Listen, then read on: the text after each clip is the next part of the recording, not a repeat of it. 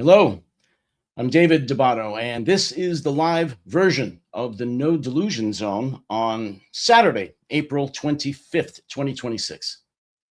I'm going to focus today on one of my pet peeves, and the war in Iran has totally ripped the scar off of that pet peeve.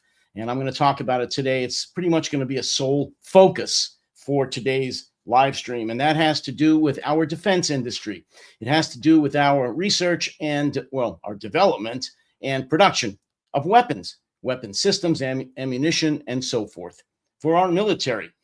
Because America's military has a proclivity in fighting the last war and not the current one, and certainly not future wars. Sure, they've got whole departments, whole sections whose job it is to look at future conflicts, to try to game out what might happen, and to recommend appropriate weapons systems and ammunitions and training and so forth.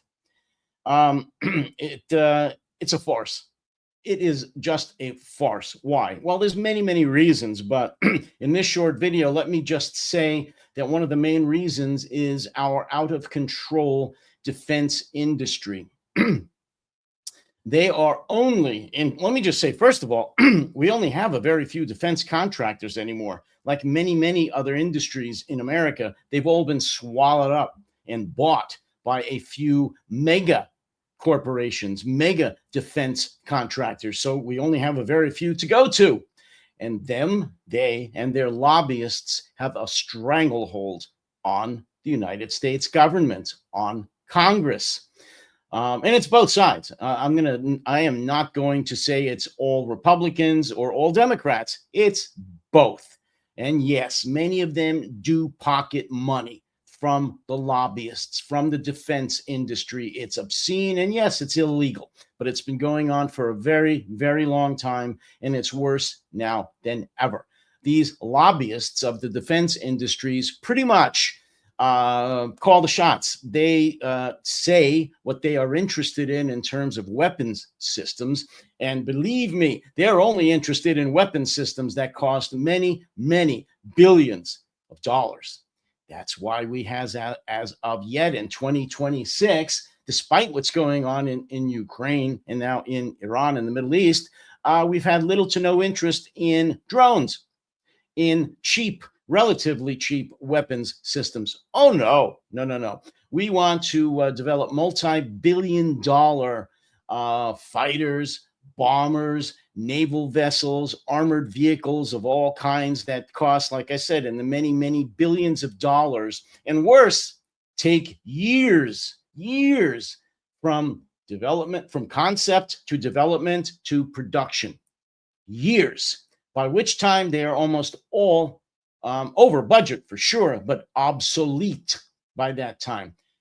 I did a podcast a while back about, as an analogy to this, how during the height of World War II, the American defense industry was pumping out dozens of aircraft, naval vessels, armored vehicles, jeeps, you name it. And I'm not talking about just machine guns and pistols. No, I'm talking about B-17s, B-24s, eventually B-29s, talking about Sherman tanks. I'm talking about LSTs, destroyers, you name it.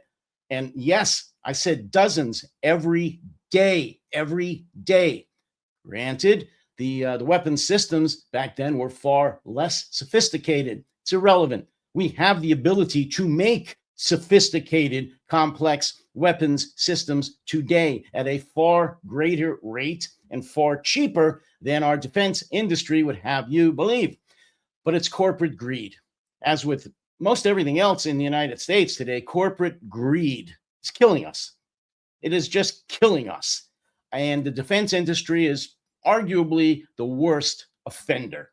As I said, they have no interest in developing drones. They are now being forced to do that, but they really don't want to. They're being pulled kicking and screaming to do that. So we have a situation where a drone, sometimes off the shelf, costing maybe tens of thousands of dollars, is intercepted with a missile or some other, or a jet for that cost billions of dollars, or at the very least, with say a Patriot missile, which I think cost $4 million a piece.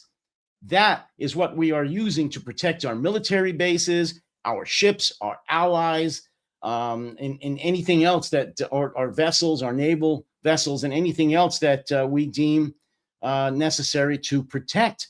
Millions of dollars per shot, sometimes billions. The weapon systems of those multi-million-dollar munitions, precision-guided anti-aircraft munitions, cost billions of dollars to knock down a drone that in some cases costs $20,000.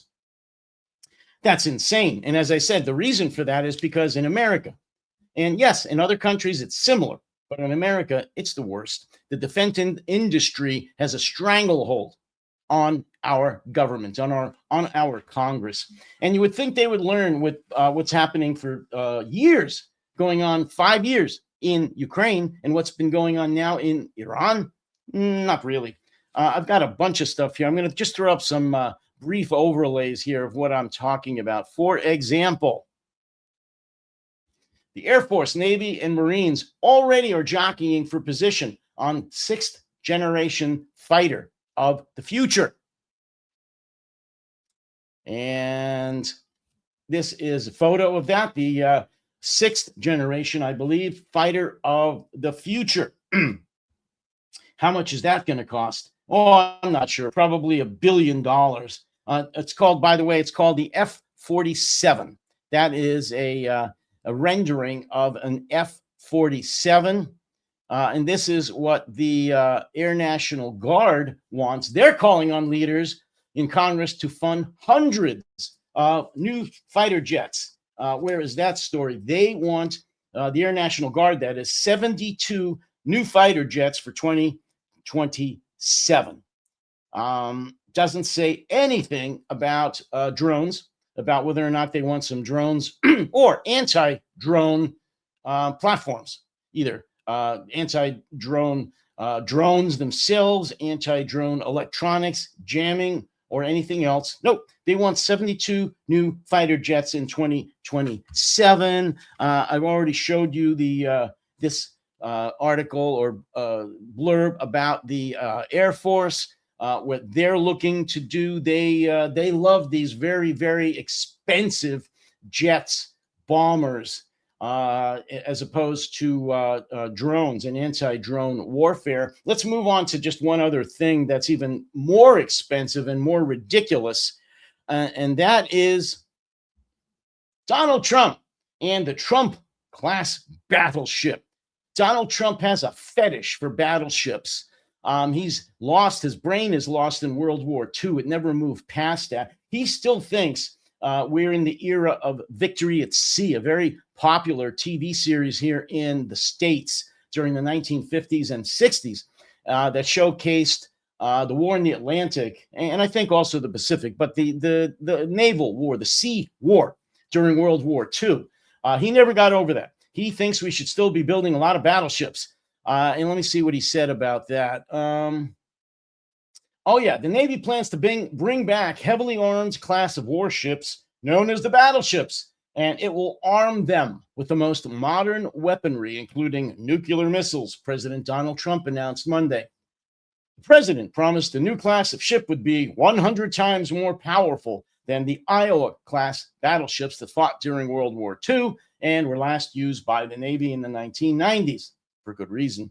Trump promised the new ships would be outfitted with an array of technology still under development, including hypersonic weapons, electric rail guns, and high-powered lasers.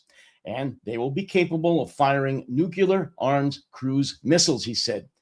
Battleships are the largest, sturdiest, and most heavily armed vessel built specifically for naval combat, Trump said Monday from his Mar-a-Lago resort in Florida. Each one of these will be the largest battleship in the history of our country, the largest battleships in the history the world was ever built. What a bunch of BS. Unfortunately, all of the technology that he's talking about that will be on this Trump-class battleship is still in development. and is questionable when or if any or all of those technologies will be available. And he wants these battleships to roll out and be seaworthy by next year, 2027. He's insane. That's not going to happen. What is this other one? This is just about the Air Force again. But so here we've got competing interest here between the Air Force and the Marine Corps for obscenely expensive aircraft instead of drone warfare or anti-drone warfare. And we've got the Navy. This is all again under Donald Trump, trying to develop World War II vessels, battleships, which most countries don't have for a reason. We haven't used it, as that article said, since 1999 because they're obsolete. Folks, it's just a matter of time before a drone or a ballistic missile, especially a hypersonic ballistic missile, or a mine, or these fast attack boats in Iran attack and sink one of our naval vessels in theater. That could be a battleship, but it could also be a cruiser. It could also be a destroyer. It could also be any number of the vessels that are in the theater of operations in the Persian Gulf or the Gulf of Oman. It's just a matter of time before one of those is sunk, and that's going to be a catastrophe. And if Trump goes through with building battleships and more big obsolete naval vessels instead of spending the money to research, develop, and produce drones of all kinds. When I say drones, I don't just mean in the air. I mean on land and in the sea. And I think my next live stream is going to be about what Ukraine is doing with their drones in the air, land, and sea. If we, the United States, don't put our money, which we have a lot of still, into developments and production of drones and anti-drone technology, we're in for a world of hurt. We're going to lose the war in Iran if we already haven't, and we are going to lose one or more capital ships. Those are the big ships, like a carrier, to drone warfare or mines or something else that will take out our obsolete technology.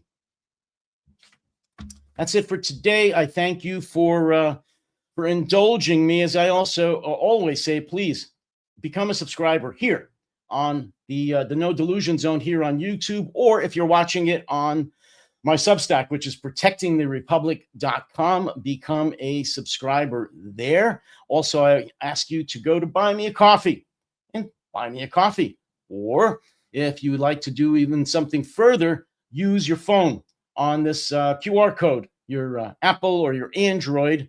Just put it on the code and you can buy me a coffee, or you can become a monthly supporter. 7-day free trial, $5 a month after that, or at the gold level, $20 a month. Again, this is at buymeacoffee/No Delusion Zone. Folks, thank you very much for this. I'm going to be doing one of these every day, usually during the week at least. Have my partner here and friend Jonathan Fink, where we do a daily live stream called The Dictators. We may or may not do that Monday, but again, it's usually here Monday through Friday. So I'll be doing another one of these tomorrow. I think I might focus on the Ukrainian drone development, as I discussed, because that's something that America is very, very, very far behind. Ukraine is leading the world in this as well as other technologies. So stay tuned. Come back here tomorrow, which is about 10 a.m. Eastern time, to view that new live stream about the Ukrainian drones. And as I always tell folks, until the next time, you take care, stay safe, and stay sane.